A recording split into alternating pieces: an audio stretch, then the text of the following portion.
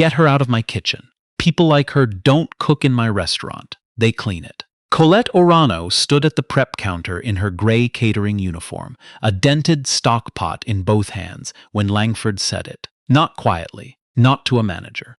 Into a microphone in front of 200 people attending the grand opening gala of Langford's, the most expensive restaurant to open in Toronto in a decade. She had stumbled coming through the swinging door from the service corridor. The pot caught the edge of a display table. A pyramid of champagne flutes swayed, held, then collapsed. Crystal rang against marble like a small catastrophe. The guests turned. The cameras turned. Raymond Langford, executive chef and sole owner, turned last. The way a man turns when he already knows he will enjoy what he finds. Colette set the pot down carefully. She looked at the mess of glass, then at him. "I'm sorry." The display table was unmarked. "I'll have this cleaned in 5 minutes." Langford took the microphone from the MC's hand without asking. He smiled at his guests the way a man smiles when the room already belongs to him. "Did you all hear that? She'll have it cleaned." He let the laughter settle. "That's the only thing she's qualified to do, sweetheart. This kitchen is not a place for someone who cleans up other people's messes for a living." His voice dropped into something rehearsed and comfortable. "You're done. Tonight and permanently. Marcus, please escort our cleaning staff off the premises before they redecorate anything else." Colette looked at him for 3 full seconds. She did not raise her voice. "You should think carefully about that decision, Mr. Langford." He tilted his head. "Was that a threat?" He turned to the room, delighted. From the cleaning lady.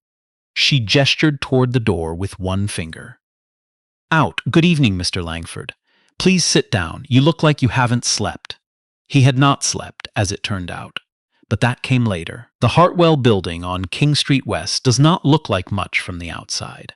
12 floors, glass and poured concrete. The kind of building that serious money hides inside because serious money stopped needing to announce itself years ago. At 5:45 on a Thursday morning, Colette Nadeau-Orano arrived through the loading dock on the south side, the way she always did. Gray uniform, hair tied back, a canvas bag over one shoulder with a thermos and a bruised apple inside. She was 44 years old. She had been doing this for 11 weeks. The building housed, among other things, the administrative offices of Crestline Hospitality Group, which owned, among other things, a controlling interest in 14 hotel properties across Ontario and Quebec, 2 event venues in Vancouver, a catering division with contracts in 3 provinces, and, as of 8 months ago, a 68% stake in a new restaurant group whose flagship property was called Langford's. Colette knew this because Crestline was hers. She had built it from a single catering van and a line of credit she had no business asking for, back when she was 26 and living in a 2-bedroom apartment in Gatineau with her younger sister and a second-hand commercial mixer. The van was white. The side panel read Nadeau Catering in black vinyl letters she had cut herself. She drove it to corporate lunches, retirement parties, a lot of wedding receptions, and one disastrous bar mitzvah that she still did not talk about. She worked every event herself for the first 3 years. She learned the business from the inside of a catering tray. By 32, she had 12 employees and a proper commissary kitchen. By 38, she had her first hotel contract. By 40, she was running a company that a Bay Street analyst had described in print as quietly formidable. She sold a minority stake to a private equity firm, used the capital to acquire a struggling hotel chain, flipped 2 of the properties, refinanced, and came out the other side holding something that had grown large enough to require a proper board and a proper CEO who was not her. She stepped back from operations. She kept her shares. She kept her seat on the board. She kept also the habit of getting up before anyone else and going somewhere she could think with her hands. The catering division ran a contract with the Hartwell building. The building manager, a kind man named Trevor, who smelled of coffee and wore the same gray cardigan every day, had been surprised when she applied for a casual support position 11 weeks ago. He had not recognized her name. Most people did not connect Colette Nadeau-Orano founder with Colette from the loading dock, which was precisely the point. She had done this before. Not here, not in this building, but she had worked in her own kitchens without announcing herself, ridden the service elevator in her own hotels, eaten in the staff canteen at her own event venues. She had learned more in those weeks than any quarterly report had ever told her. 11 weeks ago, the Langford acquisition had closed. Raymond Langford had come to Crestline through a broker who described him as a culinary visionary with a reputation for excellence. His first restaurant had won a national award. His second had sold at a significant multiple. His pitch for Langford's was sophisticated, and his numbers were credible, and his handshake was firm. Two things were not in the broker's report. The first was the way Langford treated his kitchen staff, which Colette had begun to hear about 3 weeks in, not from a report. From the woman who came in to restock the coffee station on the 14th floor, who had a niece who worked the line at Langford's prep kitchen and had cried on the phone twice this month, not from a report. From the building's freight coordinator, Gus, who had a brother driving deliveries to the restaurant and who had once watched Langford send back an entire order because the driver had parked 2 feet past the marked zone. The second thing was a question Colette had not been able to answer from her desk. What kind of person is Raymond Langford when he believes no one important is watching? She was here to find out. The grand opening gala was a Thursday event.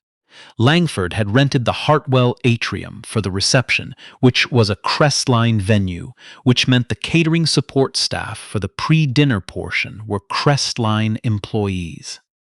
Colette had put her name on the list herself. She had written it in the same block letters she used for everything. Nobody had questioned it. The atrium looked different, dressed for an event. 200 guests in black tie, a string quartet near the north windows. Long tables carrying food that Langford's prep kitchen had spent 3 days producing. Colette had spent the afternoon stacking crates in the service corridor and running trays from the staging area to the floor. She knew the layout of this building, the way you know something you have walked 100 times without noticing you were memorizing it.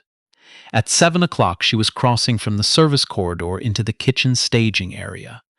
A 20-liter stock pot in both hands. It was heavier than it should have been. Someone had filled it wrong, and the door swung wider than she expected. The edge of it caught the display table just inside. Not hard. The kind of catch that happens once a night at events like this. The physics of people moving quickly through tight spaces. The champagne tower went over. The sound was remarkable. She knelt immediately, setting the pot aside, beginning to gather the larger pieces of glass. The wine steward was already moving toward her. A few guests looked over with the polite alarm of people who have attended enough events to know someone will handle it. Then the microphone. She had watched Raymond Langford work a room twice in the past 6 weeks, once at a soft opening and once at a press preview. He had a particular talent for it, for finding the moment that could go either way and tilting it toward himself. He knew where the cameras were. He always knew where the cameras were. He was wearing a chef's whites over black trousers, a studied casualness, and he crossed the floor with the unhurried confidence of a man who has decided where the evening is going. His name, it should be said, was not Marcus. The man he signaled was called Derek, a Langford's floor manager, who had come with the Langford's team and who had spent the last hour watching exits with his arms folded. Colette rose to her feet when Langford was 3 meters away. She was not a small woman, but she was not a large one either, and in the gray uniform with the Crestline catering logo on the left breast, she was what she appeared to be. A middle-aged woman in a service role who had dropped something breakable. He used the microphone. The things he said into it were the things she had heard about, secondhand, from kitchens and loading docks and one coffee station on the 14th floor. Hearing them aimed at you is a different experience. There is a particular quality to humiliation delivered with confidence in public by someone who is enjoying it. She stood and absorbed it, not because she had no choice, because she wanted to know what it felt like from the inside, and because she needed to know exactly how far he would go when he was certain he was winning. He went quite far. When he was done, she said, quietly enough that the microphone barely caught it, "You should think carefully about that decision, Mr. Langford." He laughed into the microphone. It carried. She left the way she came in, through the service corridor, past the staging area, through the loading dock. She sat in her car in the parking structure for a long time. The engine was off. The Gala sounds were muffled and far away. She took the apple out of her bag and ate it in the dark. Then she called her lawyer. Colette's lawyer was a woman named Beatrice Fortin, who practiced out of an office on Bay Street, and who had the disposition of someone who had been underestimated so many times she now kept a running tally for entertainment purposes. "Bea," she said, "change the board meeting to tomorrow morning. 8 o'clock, the Hartwell boardroom." It was 11:30 at night. Beatrice did not sound as though she had been asleep. "The Langford matter?" "Yes." "How bad?" Colette looked at the concrete pillar in front of her car. "He fired me in front of 200 people and had me walked out of the building. My building." A pause. "Did anyone record it?" "I think so," she said. "The young man from the bar team had his phone out. I noticed it." "Then yes," Beatrice said. 8 o'clock. "The board notice goes out tonight. Do you want me to be in the room?" "I want you at the head of the table." Another pause. "Shorter. Done. Get some sleep." She did not sleep.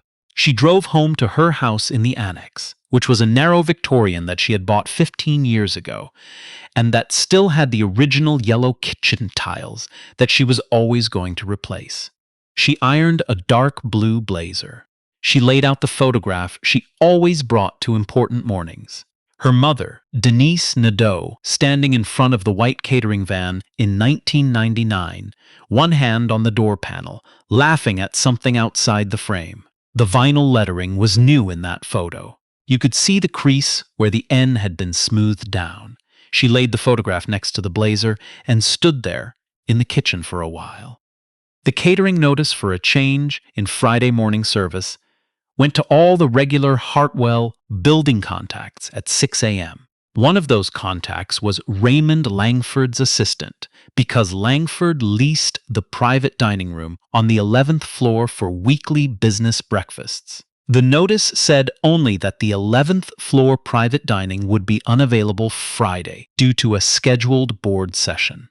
Langford's assistant forwarded it to him without comment. Langford read it between 7 and 7:30 while his second espresso was cooling. He had a good Friday. The reviews from the Gala were coming in and they were very good. A lifestyle magazine had already posted something with the phrase "Toronto's most anticipated opening in a decade," which was the sentence he had been engineering for 8 months.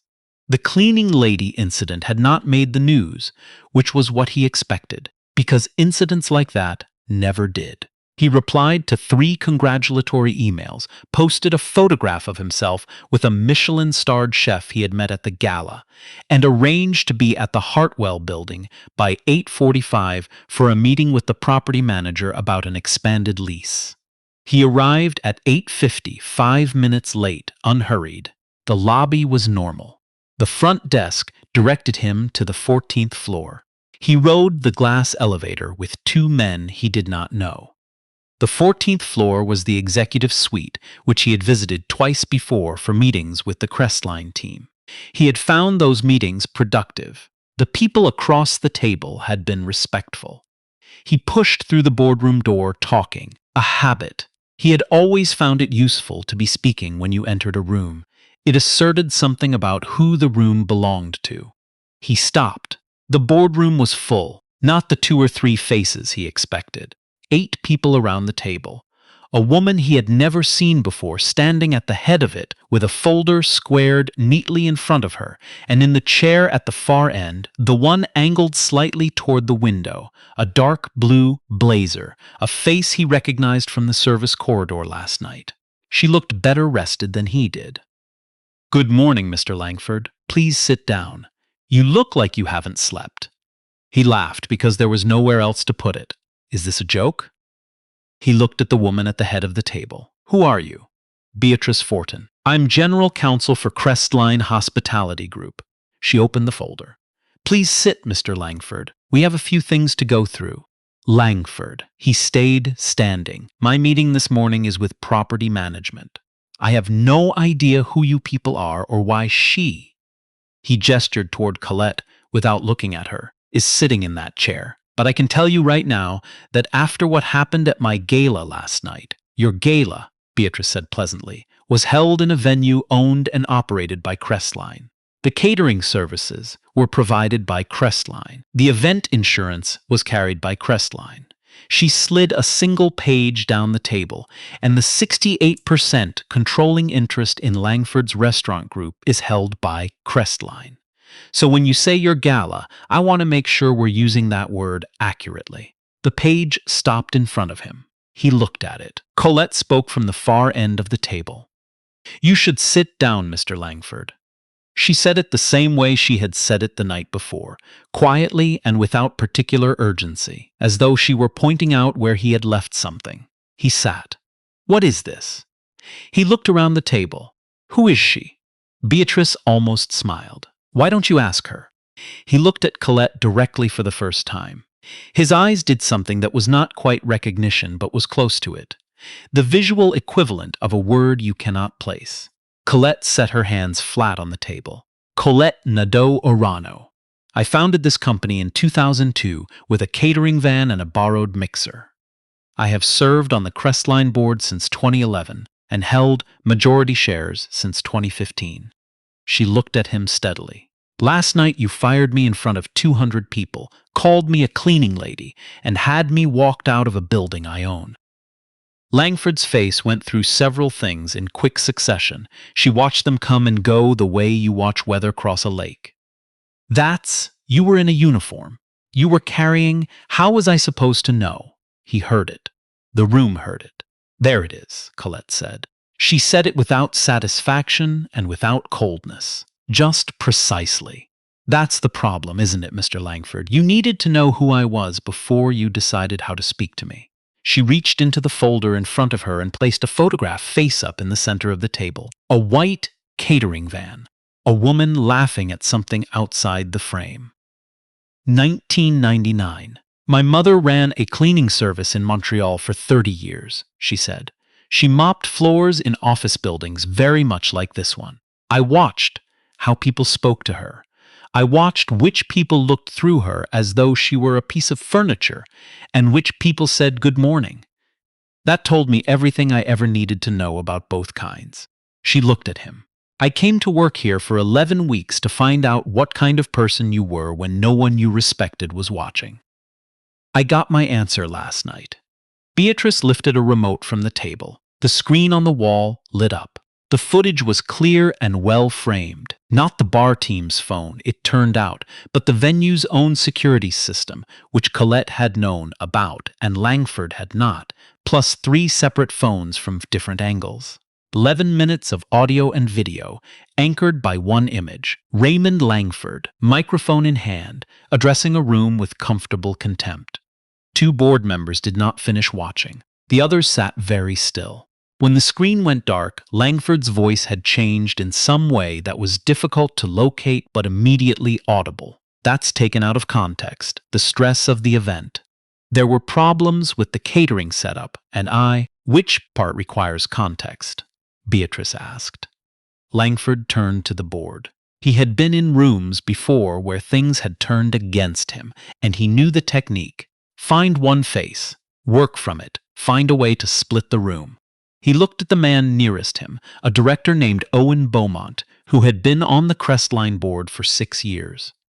Owen was looking at the photograph on the table. Langford looked at the next face, and the next. He was a man who understood rooms, and this room was telling him something he had no mechanism for receiving. Our partnership has been very productive, he said. The numbers from the opening. Section 4 of your operating agreement, Beatrice said, sliding another document down the table. Public conduct standards. Any behavior by a Langford's principal that brings material discredit upon the Crestline brand or its employees constitutes grounds for dissolution of the acquisition terms, including full reversion of the contested 49% to the founding shareholder at the original valuation, not the current one. She tapped the page. The value difference is significant. Your lawyers will want to run those numbers. The number in Langford's head was instantaneous and unpleasant. Colette called the vote without raising her voice.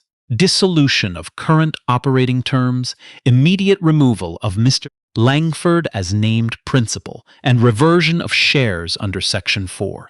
All in favor. Hands around the table. Owen Beaumont's went up first, which cost him something, and she would remember that it did. Unanimous, Beatrice said. She recorded each name in the same careful handwriting she used for everything. Langford did not leave gracefully.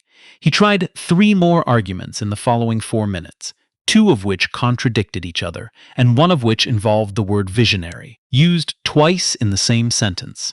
Nobody in the room moved toward his side. He threatened to go to the press. Beatrice said, "Please do." Discovery in litigation would include the video, the employment records from both his previous restaurants, and a pattern of conduct complaints that Colette's team had spent the last 3 weeks documenting quietly. He threatened to go to the restaurant's suppliers. Colette said, "They work with Crestline directly. They've worked with us for years." At the end of it, he looked at her across the table, with something that was not quite humility and not quite understanding, but was some early version of the thing that becomes both, given enough time and silence. "You were carrying a stock pot," he said. It was almost wondering. "I was doing my job," she said.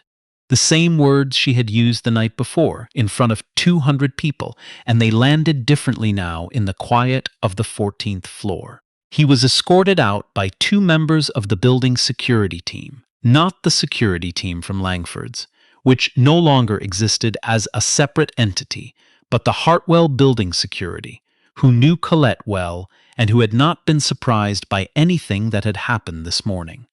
On his way out through the lobby, the morning shift was arriving. The front desk, the maintenance crew, 2 people from the cleaning service, with their carts near the east entrance. Word in a building travels bottom floor first, and it had been traveling since 7 a.m. Nobody said anything. They watched him cross the marble to the revolving doors and go through them and out into the street, where the morning was proceeding without particular interest in his arrival. Beatrice called Colette from the elevator on her way down. "The footage," she said. "Your team has it properly held? The server in Gatineau has everything. We're not releasing anything publicly unless the lawyers make it necessary. He'll call someone by noon." "I know. Let him." She was quiet for a moment. "You could have told the board at the acquisition stage. The conduct pattern was there. I needed to see it myself." She looked at the photograph, still in the center of the table, her mother laughing in front of the white van. "I also needed to know what it felt like from the inside. Not from a report, from inside." Beatrice was quiet for 3 seconds, which for Beatrice was a long time. "Understood," she said. "What happens to the restaurant?" "The building and the kitchen equipment revert. The staff contracts come with them." She paused. "I want to keep the staff. The whole kitchen team? Every one of them," she said. "They didn't choose who owned the place. The restaurant stayed open. Under a different name, with a different door sign, and the same kitchen team, who arrived the following Monday to find that their hours had been normalized, their overtime properly recorded, and a new payroll system installed that had not previously existed. The senior sous chef, a woman in her mid-30s named Petra Hahn, who had worked for Langford for 3 years, and who had drafted a resignation letter twice without sending it, found a note from Colette on the pass that simply read, "The kitchen is yours to run. Tell us what you need." She took the note home and kept it. The footage did become public, eventually. Not through Crestline's lawyers, but through one of the phones at the Gala, which found its way to a food industry group chat, which found its way to a reporter who covered hospitality and labor in equal measure. She reached Colette's communications team before she posted anything. The team said, "We'll give you the full story if you wait 48 hours." She waited. The piece ran on a Thursday, 9 days after the gala. It was long and it was careful, and it included a photograph of Colette standing in front of the Hartwell building that the reporter had taken herself, the blue blazer, the same direct posture she had standing in the kitchen in gray. The headline was 7 words. She owned the building. He never looked. The hospitality industry in Canada is not large and its attention is specific. The piece moved through it the way water moves through a known landscape, quickly and completely, finding every low point. By Friday, the story was in the national papers. By the weekend, it had crossed the border. Langford gave one interview, early, and then stopped giving them, which was the correct decision made at the incorrect time. The staff who had worked in his previous restaurants were not quiet. 3 of them gave accounts to the reporter, 2 on record, 1 not. The pattern that emerged from those accounts matched the documents Colette's team had assembled. Repeated dismissals tied to complaints. Overtime disputes settled by subtraction from the schedule rather than by payment. A culture of performance and fear that had produced excellent food and significant human cost. Colette met with the affected former staff members. Not all of them agreed to meet. Most of them did. She sat with each person in the same boardroom and said the same thing at the start. "Tell me what happened, and then tell me what would help." Some wanted money. Some wanted acknowledgement. One wanted her old reference letter rewritten because the one she had received from Langford had effectively ended her career in professional kitchens for 2 years. Colette rewrote it herself, and Beatrice notarized it. And the woman cried a little in the boardroom, quietly and without apology, and Colette handed her a glass of water and waited. Raymond Langford's lawyers filed a claim in the spring. It went nowhere it intended to go. Discovery, as Beatrice had promised, was comprehensive. The claim was withdrawn 6 months after it was filed, with terms that remained sealed but that were visible in their outline. A man reduced from a position by conduct he could not successfully reframe as anything other than what it was. He is somewhere still, presumably, in the way that people continue to exist after the room stops belonging to them. The cameras pointed elsewhere. The invitations found other addresses. He had been, in the end, the thing he had accused Colette of being in front of 200 people, someone who had made a mess and was now responsible for cleaning it up. Inside the building, something loosened. The catering team put in a pay review request that had been pending for 8 months and received a response within a week. The maintenance staff got a proper break room on the service level, which had been a line item on the facility's budget for 2 years and which had always found itself delayed by something else. Trevor, the building manager in the gray cardigan, got a budget increase he had asked for 4 times. He called Colette's office to thank her assistant and ended up speaking to Colette directly, which flustered him considerably. "I just wanted to say," he said, "I didn't know who you were when you applied for the casual position." "I know," she said. We would have. You treated me fine, Trevor." She meant it. "You said good morning every day. You told me when the freight elevator was running slow. Those things matter." He was quiet for a moment on the other end. The cardigan, she imagined, was exactly the same. The photograph of Denise Nadeau and the white van went back to its usual place on Colette's desk. The van was long gone, sold to a caterer in Laval in 2009 who had used it for another decade. The vinyl letters, she had been told, were still legible when it finally went. In September, Crestline established a bursary for culinary students from low-income households. It was named for Denise Nadeau. The first cohort was 8 students. 3 of them were children of service workers. One was the daughter of a building maintenance contractor who had spent 20 years making other people's offices presentable. Petra Hahn, who ran the kitchen now, proposed a second program the following spring. A mentorship stream for women moving into culinary leadership with paid placements in Crestline properties. It was funded without a committee and without a waiting period, because Colette signed off on it the afternoon it landed on her desk. When a journalist asked Colette about it at an industry event later that year, she said, "Only, talent doesn't announce itself from the service elevator. You have to be paying attention. There is a particular kind of morning in Toronto in late October when the lake wind comes up King Street and the light goes gray and gold at the same time, and the city looks briefly like itself without the version it performs for visitors." On one of those mornings, about 3 months after the board meeting, a food writer eating breakfast near the window of a small place on Queen Street West watched a woman in a dark blue coat walk past on the sidewalk. The woman was carrying a coffee in a cardboard cup and moving without hurry. She stopped at the corner, looked at something across the street, and then continued. The writer almost recognized her. She had seen the photograph in the paper. But the coat was ordinary, and the coffee was ordinary, and there was nothing in the woman's posture that said anything other than, "This is a person going somewhere on a Tuesday morning." Which was true. Colette was going to the kitchen at the Crestline Commissary on Adelaide, where she had arranged to spend 3 hours with Petra Hawn's new prep team, learning their system. Not because she needed to. Because she had always learned things faster with her hands than with a report, and because the best information about how a business was running came from the people running it, and because she had come up this way and she saw no reason to stop. She arrived at the loading dock at 7:45. She put on an apron. Nobody from the morning team had been told who she was.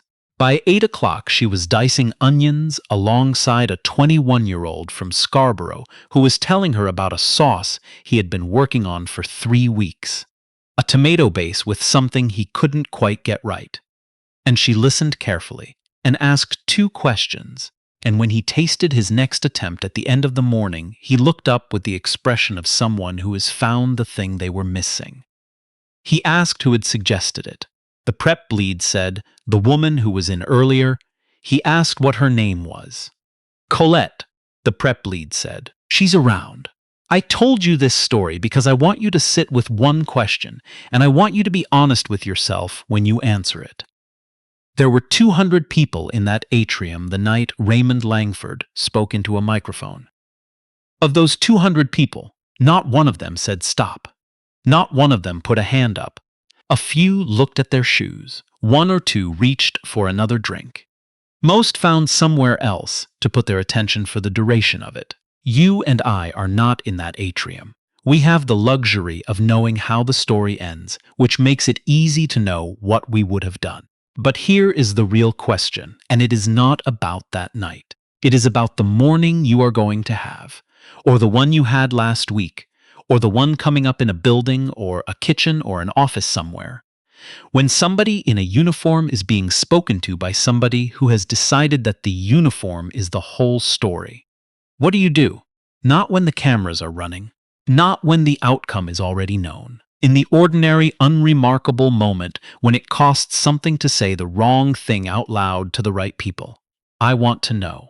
Drop it in the comments. Tell me what you did, or what you wish you had, or what you intend to do the next time. I read every single one. And if this story stayed with you, share it with someone who rides the service elevator. A cleaner, a cook, a driver, a security guard. Not because they need reminding of their worth. Because you need the practice of seeing it. Subscribe and turn on the bell. Stories like this one find their way here every week, and the next one might be about someone in your building. Until then, keep your eyes open. The most important people in the room are often the ones you were not paying attention to.